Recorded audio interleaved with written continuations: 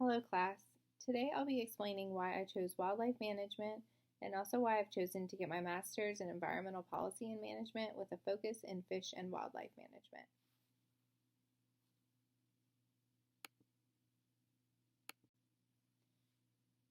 To start with my background, my family wasn't very outdoorsy while I was growing up, but my mom, my grandma, and my aunt were all avid bird watchers, which jump-started my interest in birds and wildlife as a whole. I've become even more interested in the waterfowl here on the West Coast, and I'm hoping that I'll be able to incorporate some of those species into my thesis. While I was getting my degree in environmental science, I took a class in environmental studies where we read The Land Ethic by Aljo Leopold. This was one of the first environmental classes I took, and it really opened my eyes into how we treat the environment that we rely on for survival and how we treat it hasn't changed, even though we're much more knowledgeable with greater technology than we were when it was written. During that same degree, I had the opportunity to go to Wyoming for a paleontology dig in 2014, and I fell in love with the environment out west.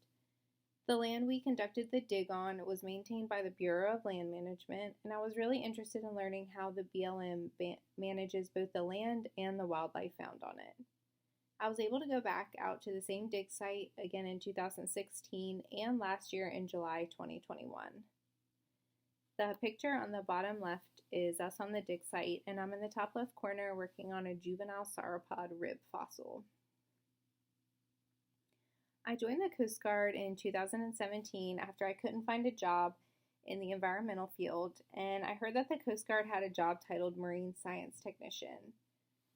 After learning that this job would help me protect the environment through prevention and response of pollution, I enlisted just a few months later. I believe that this job will help me in achieving a job with the National Park Service or the U.S. Fish and Wildlife Service, which is my ultimate goal. My daughter was born in the middle of the pandemic in July 2020, and my husband and I have wanted to instill a love of nature in her from an early age. Luckily, there wasn't much to do the first few months of her life, so we were able to visit many nature preserves as well as state and national parks with her.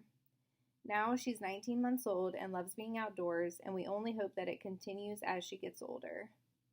The top picture is a picture of her when she was 1 year old at Channel Islands National Park.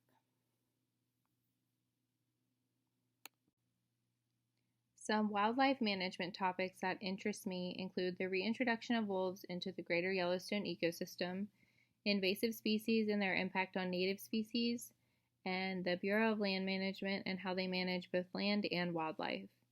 A couple of years ago, I was driving through Utah and saw what I thought was a dead gray wolf on the interstate. I didn't go back to confirm this sighting, but it got me interested in gray wolf reintroduction, and I did my very first project in environmental management, EVSP 501, on this topic, and I hope to be able to research this further. I've always been interested in invasive species stories of how they were introduced to an area and how they're managed, if at all.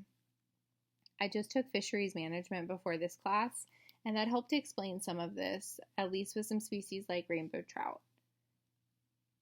I'm hoping that I'm able to incorporate some of these topics into my thesis, but I'll ultimately decide that when I take capstone proposal. In the future, I hope to continue to instill a love for nature in my daughter, become a certified wildlife rehabilitator, probably after I get my degree, unless I can find more than 24 hours in a day. I also hope to choose a relevant thesis topic and to do things that make me a prime candidate for a job in the National Park Service or U.S. Fish and Wildlife Service in about 6 years when I plan to get out of the Coast Guard. Thank you.